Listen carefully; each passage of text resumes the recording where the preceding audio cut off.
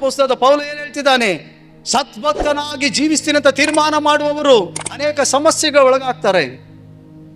ಹೌದು, ಸಮಸ್ಯೆ ಬರ್ತದೆ, ಶೋಧನೆ ಬರ್ತದೆ, ನಿಂದೆ ಬರ್ತದೆ. ಹಾಗಂತ ಹೇಳಿದ್ದೇನೆ ಪರಿಶುದ್ಧತೆಯನ್ನು ಬಿಟ್ಟು ಹೋಗ್ಬಾರ್ದು, ಪ್ರಾರ್ಥನೆ ಬಿಟ್ಟು ಹೋಗ್ಬಾರ್ದು, ಎರಡು ದಂಡೆಯಲ್ಲಿ ಕಾಲು ಹಿಡಿದು ಜೀವಿಸಬಾರ್ದು. ದೇವರಿಗಾಗಿ ನಿಲ್ಲಬೇಕು. ದೇವರನ್ನು ಕರೆದಿದ್ದಾನೆ, ಆತನ ಮಗನು ಮಗಳು ನನಗೆ ಅಧಿಕಾರ ಕೊಟ್ಟಿದ್ದಾನೆ. ನೀನು ದೇವರಿಗಾಗಿ ನಿಲ್ಲುವಾಗ ದೇವರು ನಿನ್ನ ಪರವಾಗಿ ನಿಲ್ತಾನೆ. ನೀನು ಆತನ ಪರವಾಗಿ ಒಂದು ಹೆಜ್ಜೆ ಇಟ್ಟರೆ ಆತನ 10 ಹೆಜ್ಜೆ ಇಡ್ತಾನೆ ನಿನ್ನ ಪರವಾಗಿ. ಹಲ್ಲೆಲೂಯಾ. ನಿನ್ನ ಮನಸ್ಸು ಬಹಳ ಮುಖ್ಯ. ನೀನು ಬಾಯಿ ಮಾತಿನಿಂದ ಪ್ರಾರ್ಥನೆ ಮಾಡಕ್ಕೆ ಬರಬೇಡ, ಬಾಯಿ ಮಾತಲ್ಲಿ ಹೊಗಳಕ್ಕೆ ಬರಬೇಡ, ಬಾಯಿ ಮಾತಲ್ಲಿ ಹೇಳ್ಕೋಬೇಡ. ಮಾತುಗಳು ಜಾಸ್ತಿ ಮಾತನಾಡೋದ್ರಿಂದ ಆಯುಸ್ಸು ಕಮ್ಮಿ ಆಗ್ತದೆ. ಜಾಸ್ತಿ ಮಾತಾಡಿದ್ರೆ ಪಾಪ ಬರ್ತದೆ ಮಾತಲ್ಲಿ. ಹಲ್ಲೆಲೂಯಾ. ಮನಸ್ಸಿಂದ ದೇವರನ್ನು ಹುಡುಕು, ಮನಸ್ಸಿಂದ ಯೇಸುವಿನ ಬಳಿಗೆ ಬಾ, ಮನಸ್ಸಾರೆ ಹೇಳು, ಮನಸ್ಸಾರೆ ಹೇಳು. ಹಲ್ಲೆಲೂಯಾ. ನೀನು ಮನಸ್ಸಾರೆ ಯಾವಾಗ ದೇವರನ್ನು ಹುಡುಕ್ತೀಯೋ ದೇವ್ರು ನೀನು ಕಂಡುಕೊಳ್ತಿ.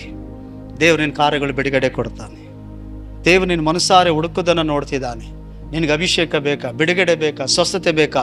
ನನ್ನ ಮಗಳು ನನ್ನ ಮಗ ಮನಸ್ಸಾರೆ ನನ್ನ ಹುಡುಕ್ಲಿ ಅಂತ ಕಾಯ್ತಿದ್ದಾನೆ. ನನ್ನ ಮನಸ್ಸಾರೆ ತಟ್ಟಲಿ ಅಂತ ನೋಡ್ತಿದ್ದಾನೆ. ಮನಸ್ಸಾರೆ ಪ್ರಾರ್ಥಿಸ್ಲಿ ಅಂತ ಹೇಳ್ತಿದ್ದಾನೆ. ಕರ್ತ ನಿನಗಾಗಿ, ಬಿಡುಗಡೆಗಾಗಿ, ನಿನ್ನ ಆಶೀರ್ವಾದಕ್ಕಾಗಿ, ನಿನ್ನನ್ನು ಅಭಿಷೇಕಿಸೋದಕ್ಕಾಗಿ ಕರ್ತನು ರೆಡಿಯಾಗಿದ್ದಾನೆ. ನಿನ್ನ ಮನಸ್ಸಾರೆ ಹೋಗಬೇಕು ದೇವರ ಬಳಿಗೆ. ಹಲ್ಲೆಲೂಯಾ. ಮತ್ತಾಯನ ಬರೆಸುತ್ತೆ 6ನೇದೇ ಹೇಳ್ತದೆ, ಅನೇಕರಿಗೆ ಪ್ರಾರ್ಥನೆ ಮಾಡುವಾಗ ಇಲ್ಲಿ ಹೋರಾಟ, ಪ್ರಾರ್ಥನೆ ಮಾಡೋಕೆ ಕೊಟ್ಟಾಗ ಚರ್ಚಲ್ಲಿ ಇಷ್ಟು ಪ್ರಾರ್ಥನೆ ಮಾಡು ಅಂದರೆ ಟೈಮ್ ಹೋಗಿತರ ಉದ್ದ ಪ್ರಾರ್ಥನೆ ಮಾಡ್ತಾರೆ. ಉದ್ದ ಮಾಡಿ ಲಾಸ್ಟಿಗೆ ಒಂದು ಹೋಗಿರ್ತದಲ್ಲ, ಲಾಸ್ಟ್ ಹೋಗಿ ಗೊತ್ತಾ, ಕೋಚ್ ಇರ್ತಾನಲ್ಲ, PP ಓದ್ಕೊಂಡು ಬಾವುಟ ಆರಿಸ್ತಾನೆ, ಲಾಸ್ಟಲ್ಲಿ ಇರ್ತದೆ ಅವನಿಗೊಂದು ಸಣ್ಣ ಡಬ್ಬಿ. ಆ ಡಬ್ಬಿ ಕಟ್ ಮಾಡಿ, ದೇವರೇ ಈ ಸಣ್ಣ ಪ್ರಾರ್ಥನೆ ಕೇಳಿದ್ದಕ್ಕಾಗಿ ಸ್ತೋತ್ರ. ನೀನು ಸಣ್ಣದ ಪ್ರಾರ್ಥನೆ ಮಾಡಿದೆ, ಹೇಳ್ಕೊಟ್ರು ಟ್ರೈನ್ ಹೋಗಿತಾರೆ ಶುದ್ಧ ಪ್ರಾರ್ಥನೆ ಮಾಡ್ತಿ. ಹಲ್ಲೆಲೂಯಾ. ಕೆಲವರು ಪ್ರಾರ್ಥನೆ ಮಾಡಿ ಉದ್ದುದ್ದ ಪ್ರಾರ್ಥನೆ ಮಾಡಿಬಿಟ್ಟಿದ್ದೇನೆ, ಆಮೇಲೆ ಈ ಸಣ್ಣ ಪ್ರಾರ್ಥನೆ ಕೇಳಿದಕ್ಕಾಗಿ ಸ್ತೋತ್ರಪ್ಪ ಯೇಸು ನಾಮದಲ್ಲಿ. ನೀ ಸಣ್ಣ ಪ್ರಾರ್ಥನೆ ಮಾಡಿಲ್ಲ, ನಿನಗನ್ಸಿತ್ತೇನ ಸಣ್ಣ ಪ್ರಾರ್ಥನೆ ಅಂತ? ಎಲ್ಲರಿಗೂ ವೈರಾಗ್ಯ ಬರೋದು ಪ್ರಾರ್ಥನೆ ಮಾಡೋದು ಚರ್ಚಲ್ಲೇ. ಹಲ್ಲೆಲೂಯಾ. ದೇವರಾಗಿ ಹೇಳ್ತದೆ, ಅವರು ಸಭಾ ಮಂದಿರದಲ್ಲಿ ನಿಂತುಕೊಂಡು, ಮತ್ತಾಯ 6ನೇ ಅಧ್ಯಾಯದಲ್ಲಿ ಬೀದಿ ಚೌಕಗಳಲ್ಲಿ ನಿಂತುಕೊಂಡು ಜನರು ನೋಡ್ಲಿ ಅಂತ ಉದ್ದ ಪ್ರಾರ್ಥನೆ ಮಾಡ್ತಾರೆ. ಅದು ಮನುಷ್ಯರು ನೋಡ್ಲಿ ಅಂತ. ಹೃದಯನ ನೋಡೋ ದೇವರೇನು ಗೊತ್ತಾ? ನಿನ್ನ ಪ್ರಾರ್ಥನೆ ಹೆಂಗಿರ್ಬೇಕಂದ್ರೆ, ಈ ಉದ್ದ ಪ್ರಾರ್ಥನೆ ನಿನ್ನ ಕೋಣೆಯಲ್ಲಿ ಇರಬೇಕು, ನಿನ್ನ ಮನೆಯಲ್ಲಿ ಇರಬೇಕು. ನೀನು ಒಬ್ಬಟ್ಟಿಗಳಾಗಿ ನಿನ್ನ ಕುಟುಂಬವಾಗಿದ್ದಾಗ ನೀನು ಗಂಟೆ ಪ್ರಾರ್ಥನೆ ಮಾಡು, ಇಡೀ ದಿನ ಪ್ರಾರ್ಥನೆ ಮಾಡು. ಅದು ದೇವರು ನೋಡೋದು. ಇಲ್ಲಿ ಮಾಡುವಂಥ ಪ್ರಾರ್ಥನೆ ಮನುಷ್ಯರು ನೋಡ್ಲಿ ಅಂತ. ಇಲ್ಲಿ ಬಂದು ಭಕ್ತಿಪರರಾಗಿ ಅಪ್ಪ ಸ್ತೋತ್ರ, ಸೈತಾನ್ ಪಕ್ಕದಲ್ಲಿ ನಿಂತ್ಕೊಂಡು ಹೇಳ್ತಾನೆ, ಇವಳು ಇಷ್ಟೇ ಬಿಡು, ಬಿಟ್ಟ ಮೇಲೆ ಹೋಗಿದ್ದೇನೆ ಸಿನಿಮಾ ನೋಡೋಳು, ಇವಳು ಬಿಟ್ಟ ಮೇಲೆ ಹೋಗೋ, ಇವನು ಧಾರಾವಾಹಿ ನೋಡೋನು, ಮೊಬೈಲ್ ನೋಡೋನು, ನೋಡ್ಬಿಡು. ಬಿಟ್ಟ ಮೇಲೆ ಗೊತ್ತು ಇವನು ಈ ಏನೇ ಹೇಳಿದ್ರು ನಾನು ಬಿಟ್ಟು ಹೋಗಿಲ್ಲ ಬಿಡು. ಪಕ್ಕದಲ್ಲೇ ನಿಂತಿರ್ತಾನೆ ಸೈತಾನು. ಯಾರು ನೋಡಿದಿಲ್ಲ ಇಲ್ಲಿ ಅನ್ನೋದು ನೀನು. ಇದೆಲ್ಲ ಬಾ ಅಲ್ಲ, ನೀನು ಕೋಣೆಯಲ್ಲಿ ಮಾಡು. ನೀನು ಒಂಟಿ ಇದ್ದಾಗ ಪ್ರಾರ್ಥನೆ ಮಾಡು, ಉದ್ದುದ್ದ ಪ್ರಾರ್ಥನೆ. ಹಲ್ಲೆಲೂಯಾ. ಸಭೆಗೆ ಬರುವಾಗ ನೀನು ಪ್ರಾರ್ಥನೆ ಮನಸಾರೆ ಪ್ರಾರ್ಥನೆ ಮಾಡಬೇಕು. ಅದು ಕೊಂಚವಾಗಿರಬೇಕು, ಶಕ್ತಿಯುತವಾಗಿರಬೇಕು, ದೇವರಿಗೆ ಮಹಿಮೆ ಆಗಬೇಕು. ಹಲ್ಲೆಲೂಯಾ ಸ್ತೋತ್ರ.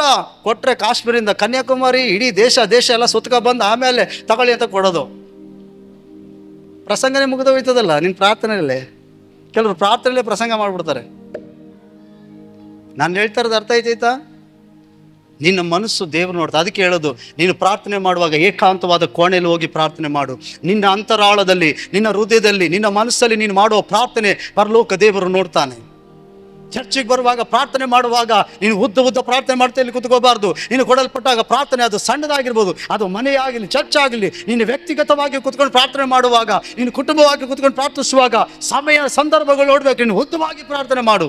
ಹೃದಯ ನೋಡೋ ದೇವರು, ನಿನ್ನ ಮನಸ್ಸನ್ನು ನೋಡೋ ದೇವರು ಪ್ರತಿಫಲ ಕೊಡ್ತಾನೆ.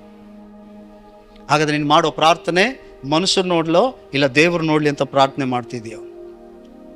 ಇಲ್ಲಿ ಬಂದ ಕಣ್ಣೀರು ಗಳ ಅಯ್ಯೋ ದೇವರೇ, ಕಳ್ಳು ಬೂದಲ್ಲ, ಕಲೀಜಿಗಳೆಲ್ಲ ಕೈ ಬಂದಿರ್ತದೆ ಕಿತ್ಕೊಂಡು ಪ್ರಾರ್ಥನೆ. ಮನೇಲಿದ್ದಾಗ ಯಾವ ಕಣ್ಣೀರು ಸುರಿಸಲ್ಲ, ಜಗಳ ಮಾಡ್ಕೊಂಡು ಸಾಯ್ತಾ ಇರ್ತೀವಿ. ಪ್ರಾರ್ಥನೆಗೂ ಮನಸ್ಸು ಬರಲ್ಲ, ಏನೋ ಬೇಜಾರು, ಅಯ್ಯೋ ಪ್ರಾರ್ಥನೆ ಮಾಡೋಕ್ಕೆ ಮನಸ್ಸಿಲ್ಲ, ದೇವ್ರು ಅದು ಕೊಡನೇ ಇಲ್ಲ, ದೇವ್ರು ಇದು ಮಾಡೇ ಇಲ್ಲ. ಇಲ್ಲಿ ಬಂದಾಗ ಪ್ರಾರ್ಥನೆ ಮಾಡ್ತಾರೆ. ಜನರ ಮುಂದೆ ತೋರಿಸ್ಬೇಡ, ನಿನ್ನ ಮನಸ್ಸು ನೋಡೋ ದೇವರು. ಮತ್ತು 6ನೇದು ಹೇಳ್ತದೆ, ನಿನ್ನ ಪ್ರಾರ್ಥನೆ, ನಿನ್ನ ಮನಸ್ಸು ನೋಡೋದು, ಅಂತರಾಳವನ್ನು ನೋಡೋದು, ಏಕಾಂತವಾಗಿ ನೀನು ಒಬ್ಬನೇ ಇದ್ದಾಗ ಮಾಡುವ ಪ್ರಾರ್ಥನೆಗಳು. ಇಲ್ಲಿ ಬಂದಾಗ ದೇವರ ಮುಂದೆ ಯಾವ ವಿಷಯಕ್ಕಾಗಿ ಕೊಟ್ಟಿರ್ತಾರೋ, ಹೇಗೆ ಕೊಟ್ಟಿರ್ತಾರೋ ಅದು ಕೊಂಚವಾಗಿರಬೇಕು, ದೇವರಿಗೆ ಮಹಿಮೆ ಆಗಿರಬೇಕು. ಅಲ್ಲೆಲ್ಲೂಯ್ಯ. ಅರ್ಥ ಆಯ್ತಾ? ಜಾಸ್ತಿ ಮಾತಾಡೋಕೆ ಹೋಗ್ಬಾರ್ದು. ಅದೇ ಮತ್ತೇನು ಬರ್ಸೋತ್ತೆ 6ನೇದು, ಜನರು ಮುಂದೆ ನಿಂತುಕೊಂಡು ಪ್ರಾರ್ಥನೆ ಮಾಡೋಕ್ಕೆ ಇಷ್ಟಪಡ್ತಾರೆ. ಇವತ್ತು ಅನೇಕ ಜನ ಇಲ್ಲಿ ಬಂದು ಪ್ರಾರ್ಥನೆ ಮಾಡಬೇಕು, ನಾನು ಆಡಬೇಕು, ನಮ್ಮ ಮಕ್ಕಳು ಆಡಬೇಕು, ನಮಗೆ ಬೇಕು ಸ್ಥಾನಗಳು, ನಮಗೆ ಬೇಕು. ನೀನು ಹಿಂದೆ ಪ್ರಯಾಸ ಪಡು, ಹಿಂದೆ ದೇವರನ್ನು ಹುಡುಕು, ದೇವರು ಇಲ್ಲಿ ಮುಂದೆ ತೆಗೆದುಕೊಂಡು ಬಂದು ನಿಲ್ಲಿಸ್ತಾನೆ. ಅಲ್ಲೆಲ್ಲೂಯ್ಯ. ಹಿಂದೆ ದೇವರನ್ನ ಹುಡುಕುವಂಥ ಮನಸ್ಸಿಲ್ಲ, ಹಿಂದೆ ಬೇಡ್ಕೊಳ್ಳೋ ಮನಸ್ಸಿಲ್ಲ, ಹಿಂದೆ ದೇವರನ್ನ ಸಂಪೂರ್ಣ ಹೃದಯದಿಂದ ನೀನು ಪ್ರೀತಿಸೋ ಮನಸ್ಸಿಲ್ಲ. ಆದರೆ ಜನಗಳ ಮಧ್ಯದಲ್ಲಿ ನಾನು ಆಡಬೇಕು, ನನಗೆ ಅಭಿಷೇಕ ಬೇಕು, ದೇವರು ನನ್ನನ್ನು ಕೂಡ ಉಪಯೋಗಿಸಬೇಕು, ನಮ್ಮ ಮಕ್ಕಳನ್ನು ಹಿಂಗೆ ಉಪಯೋಗಿಸ್ಬೇಕು, ನಾವು ಕೂಡ ಆ ಸ್ಥಾನದಲ್ಲಿ ನಿಂತ್ಕೋಬೇಕು, ನಾವು ಕೂಡ ಇದು ಅಧಿಕಾರ ಬೇಕು. ದೇವ್ರು ಕೊಡಲ್ಲ ಅಂತ ಹೇಳ್ತಿಲ್ಲ, ಹಿಂದೆ ಹುಡುಕು ಮನಸ್ಸಾರೆ ನೀನು ದೇವರನ್ನು ಯಾರು ಹುಡುಕುತ್ತಾರೋ ಮುಂದೆ ದೇವ್ರು ತೆಗೆದುಕೊಂಡು ಬಂದು ನಿಲ್ಲಿಸ್ತಾನೆ. ಜನರ ಮುಂದೆ ಕಾಣಬೇಕಂತ ಹುಡುಕಬೇಡ, ಅದು ಆಶೀರ್ವಾದ ಅಲ್ಲ, ಶಾಪ ಅದು.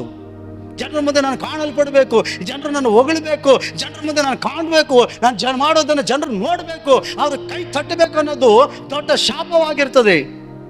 ಅದಕ್ಕೆ ಯೇಸು ಸ್ವಾಮಿ ಹೇಳ್ತಾನೆ, ಜನರು ನಿಮ್ಮನ್ನು ಹೊಗಳಿದ್ರೆ ನಿಮ್ಮ ಪರಿಸ್ಥಿತಿ ನಾನು ಏನು ಹೇಳಲಿ ಅಂತ ಹೇಳ್ತಾನೆ. Hallelujah, hallelujah. ಅದಕ್ಕೆ ಯೇಸು ಸ್ವಾಮಿ ಹೇಳೋದು, ನಿನ್ನ ಮನಸ್ಸಲ್ಲಿ ನಡೆಯುವುದನ್ನು ನಿನ್ನ ದೇವರು ನೋಡ್ತಾನೆ. ನೀನು ಬಾಗಿಲೆಲ್ಲ ಮುಚ್ಚಿಕೊಂಡು ನೀನು ಪ್ರಾರ್ಥನೆ ಮಾಡೋದನ್ನು ಗಂಟೆಗಟ್ಟಲೆ ಯಾವ ವಿಷಯಕ್ಕಾಗಿ ಪ್ರಾರ್ಥಿಸ್ತೀಯೋ, ಯಾವ ವಿಷಯಕ್ಕಾಗಿ ಕಣ್ಣೀರು ಸುರಿಸ್ತೀಯೋ, ಯಾವ ವಿಷಯಕ್ಕಾಗಿ ದೇವರ ಸನ್ನಿಧಾನದಲ್ಲಿ ಮನಸ್ಸಾರೆ ಕಾದಿರ್ತೀಯೋ, ಆ ಮನಸ್ಸನ್ನು ನೋಡೋ ದೇವರು ನಿನಗೆ ಪ್ರತಿಫಲ ಕೊಡ್ತಾನೆ, ನಿಮಗೆ ಪ್ರತಿಫಲವನ್ನು ಕೊಡ್ತಾನೆ. ಹಲ್ಲೆಲೂಯಾ.